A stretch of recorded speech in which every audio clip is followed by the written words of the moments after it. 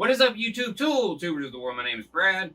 Welcome to the workbench, and today we're going to look at the old girl that really kind of took my life in a whole new direction, and that's the Central Machinery Wood Lathe. I've used this lathe for over 2 years. I actually just broke it. I'll show you quick details of that, so I'm going to have to upgrade. But in this video, I'm going to show you a lathe that was pushed to its absolute limits, the good things about it, the major design flaws it has, and maybe let you decide if this is going to be the right lathe to start you in wood turning. So let me get behind the camera so you don't have to look at my ugly mug the whole time, and we can actually concentrate on the features and perils of this wood lathe. Me hard.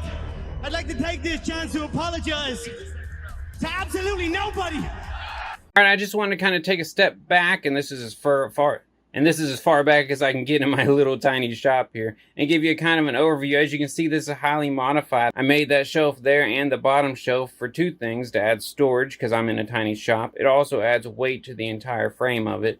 If you come down here, you'll see real close, I had to lift it up. That's about 4 inches of lift I put on there, and some rubber on the bottom, and I'm about 6'2", 6'3"-ish. So if you're around 5'10", 5'11", this lathe should probably come at the height you need. Any taller or any shorter, you might have to make some adjustments. Now this is listed as a 12 by 33.5 or something inch lathe, which is saying that you have 12 inches of swing. That's the diameter of a bowl you could turn, and 33.5 inches of travel. I actually haven't maxed that out. And the footprint you'll need, basically the amount of space it truly takes up, is approximately 5 foot by 24 inches deep, and of course whatever tall. That's usually not an issue in most shops, and that's if you add this little outboard extension here, which is really nothing more than a nice little table, because I definitely wouldn't trust spinning this thing around. I actually tried to once and it was just a shit show. Take a quick look at the stats of it. So your speeds, this is a Reeves drive, which means there's two pulleys that can get bigger and smaller inside. I'll take this cover off and kind of give you a better look at it later. But just know that your lowest speed you can go is 600, which is pretty fast for most bowls.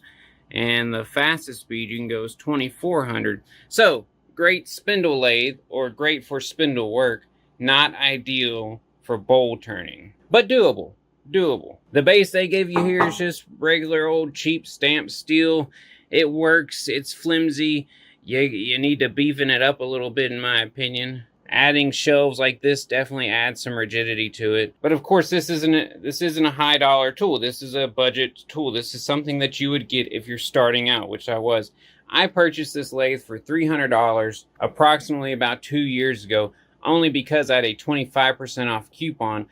And you're really not going to see that. I think nowadays, or at the timing of this video, this lathe is selling for about $430 without any coupons or anything like that. So I think it's going to be best to start out by telling you the things I do like about this lathe, because that list is a lot shorter than the things I want to warn you about before you buy it. First thing is the price. You cannot deny that this price is a killer price. When you start looking at wood lathes in this size range, you're looking at about $800 to $1,000. Average, I'd say, in this size range. You know, have that full length bed. Now you can get some smaller lathes that may be better to start out, but those motors are so small. If you want to do any kind of bowl turning, you really need something a little bigger than the mini lathes they have out there, because even the motor on this one here still struggles quite a bit, at least with the bowls I was turning. Which, if you want to check that out, second channel, Brad's Wood Turning, I'll leave a link in the description. Some other features I like is that it does have a 1x8 TPI spindle with a Morse taper number 2. If you want to if you want to insert a live center into there, and also Morse taper number 2 on the tailstock. The tool post is 1 inch. I did have to take some sandpaper in there and kind of ream it out just a little bit when I bought these, because they wouldn't quite fit. Now, I don't know if this is oversized or this is undersized. I didn't put calipers on it. I just needed to make the shit fit, right? Now, the reason I like that is because that allows you to use a lot of the tools and the chucks we'll get to in a minute on your next lathe when you finally decide you want to move up. A lot of the lathes that get bigger than this are still going to have Morse taper number 2 for the head and tail stock. And if they don't have a 1 inch 8 TPI spindle thread, they're 1 1/4 typically, and that's very easy to buy an adapter. And unless you're getting into turning really, really big stuff, a 1-inch spindle is still pretty damn sturdy. And so one other thing I do like that they didn't have on their small Harbor Freight lathe is the self-ejecting tailstock. So you don't actually have to put a bar in there to hammer that out like you have to on the headstock. You can just back it up and it eventually hits a point. So easy enough to take that in and out. And the last thing I will say is I will recommend this lathe before I'll ever recommend one of the dual pipe lathes, or even worse, the single pipe lathes that you saw a lot of them made in the 80s and 90s. A lot of them are on the used market right now. This will blow one of those out of the water. All right, so my complaints, and there's quite a bit, so we're just going to kind of rapid fire them through the list. If you got questions on them, leave a comment. I'll give you further detail in the comment section. But centers, they don't line up, and they've never lined up. I've never been able to get them lined up. So let me show you what I have to do. All right, spur drive. We will bring the tailstock up, lock it in. All right, so I put a block of wood back there so you can see how off that is. That is terrible. That's probably over 1/8 of an inch, and that's looking at it from the side. We can look at it from above. We can see we're also off in that direction about 1/8 of an inch. So I've tried shimming the legs. I've reached out to more experienced turners, especially when I was first starting out, to figure out what I could do to remedy this. And I basically found nothing that worked, or nothing that at least lasted long term. Even if I shimmed up the legs to get this to line up, you know, eventually I hit a wobbly bowl that, you know, puts a lot of vibration or rattle into this thing, and it would just all go to hell. So what I did that I found to be the best is I bought the little shim kit from Harbor Freight, and I have a little drawing on here that tells me what I need under each corner to get it lined up pretty damn close. I'll tighten it up, and here we are with the shims. Now that's still off, but that's a hell of a lot better. If you wanted to be more patient and keep working with them shims, I'm sure you could get it even closer. But since I broke this lathe, I've only been turning bottle stoppers because that's about the only light duty turning it can handle. So I haven't really worried about this lately because I don't need a tailstock for what I'm doing.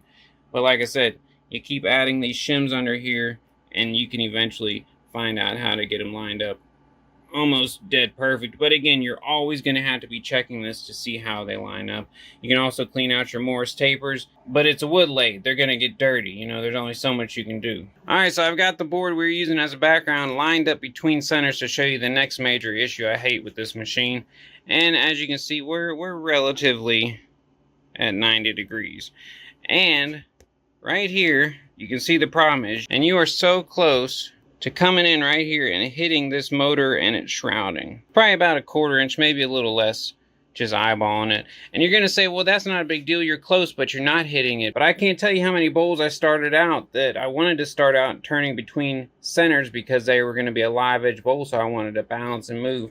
And I had pieces of the bowl coming past here, and of course, they were hitting that. And so the big issue you have there is you have, you know, less than 4 inches before you start hitting that. So if you want to do a live edge bowl that extends past here, you're kind of limited to 8 inches or less because of this damn shrouding. I hate this design. So the best solution I found to fix this issue is you turn you a nice spacer, and you can turn this to a variety of lengths.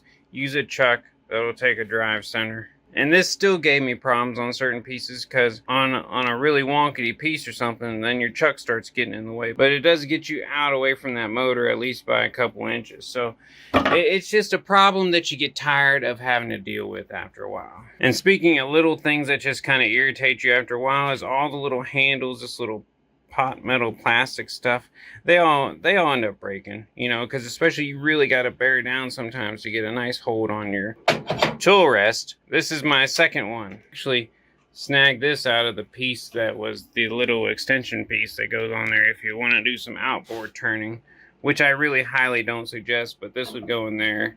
And then that adds some versatility to your lathe. So let me show you one other thing I really hate is that there's no hand wheel. And that really becomes an issue if you need to thread a project on a spindle like this. It would be nice to have a hand wheel back here rather than trying to clutch it up here. And that's all you really got. And also when you're applying finish, you know, you got to sit here and turn the chuck rather than just a nice hand wheel on the back when you're applying finish because your lathe doesn't go slow enough to really actually apply finish. So hand wheel would be killer. Let's take this cover off. I'll show you the Reeves drive, how it connects in here. Oh yeah, see, because even that one broke. And And some other things I hate about this damn lathe. In case you've never seen, this is how a Reeves drive works right here. As I change the speed of this spindle, watch these pulleys back here. It's pretty cool.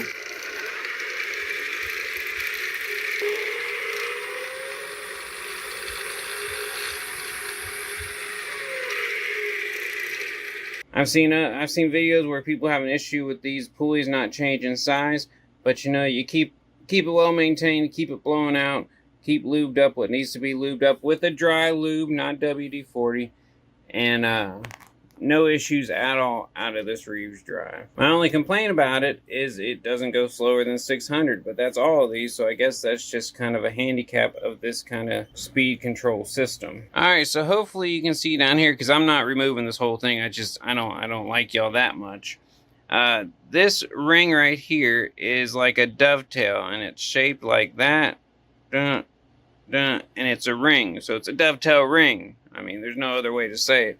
So there's a clamp like this on this side and the other side, and that's the only thing holding your headstock to this lathe. Is basically there's a rod with threads that you can put nuts on that go through there, and then it clamps down to that ring. That's the only thing keeping it. And if you go back to my one of my first wood turning videos, this actually loosened up on me over time and just started going fucking crazy.